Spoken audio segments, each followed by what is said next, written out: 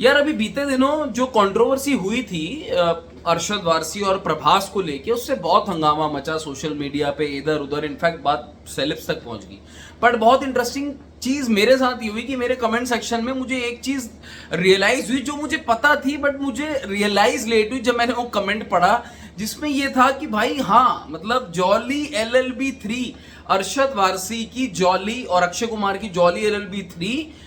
प्रभास की राजा साहब से 11 अप्रैल को क्लैश हो रही है। ये बात मुझे पता थी, मगर मैं इस बात को ना एकदम इंस्टेंटली वो टॉपिक से कोरिलेट नहीं कर पाया। अब मैं आपसे जब कह रहा हूं ना कोरिलेट नहीं कर पाया, तो मैं इसलिए कह रहा हूं क्योंकि मुझे ऐसा लगता है, मतलब ऑब्वियसली लोगों का ओपिनियन तो कुछ होगा, ये भी है कि यार अरशद वारसी ने जान के बोल दिया ताकि हाईलाइट मिले उनको और उनकी मूवी को, बिकॉज, और कुछ ने ये भी बोल दिया कि यार क्लैश दोनों कर रहे हैं तो थोड़ा सा प्रॉब्लम है। तो मुझे तो ये सब नहीं लगता है, बट हाँ मैं एक एनालिसिस करके आपको जरूर बता देता हूं कि ऐसा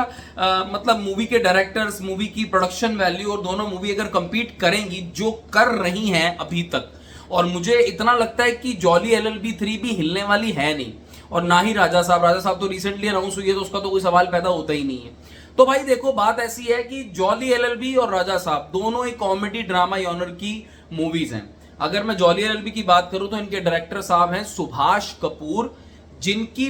जॉली LLB ऑब्वियसली पहले कुछ दोनों पार्ट्स बनाए हैं। जो नोटिसेबल काम है वो है महारानी वेब सीरीज, वहां से मुझे, हालांकि थर्ड वाली मुझे इतनी सही नहीं लगती, बट ओवरऑल महारानी वेब सीरीज में इनका काम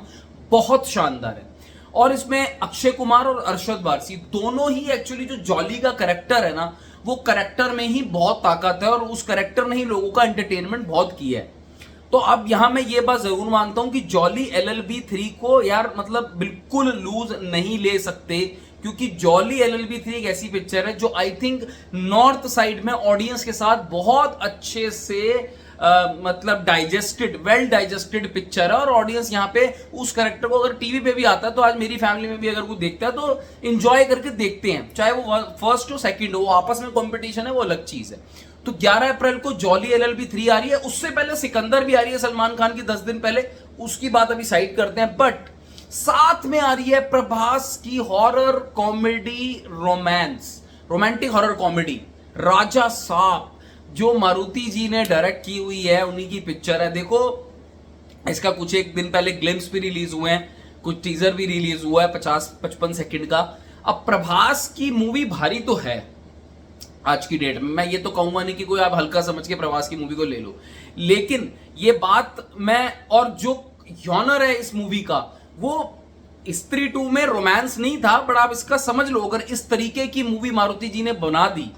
डायरेक्टर साहब ने अगर इस तरीके की स्त्री 2 जैसी मूवी बना दी, तो आप ये देख लो कि ये जॉनर कितने बढ़िया तरीके से चिपक सकता है इंडियन ऑडियंस के साथ। अब मैं जब इंडियन ऑडियंस अभी कह रहा हूं तो मैं डाउन साउथ तो ऑब्वियसली प्रभास की मूवी चलेगी, जॉली LLB चलने नहीं वाली है, मैं यहां नॉर्थ के क्लैश की बात कर रहा हूं। अब यहां पे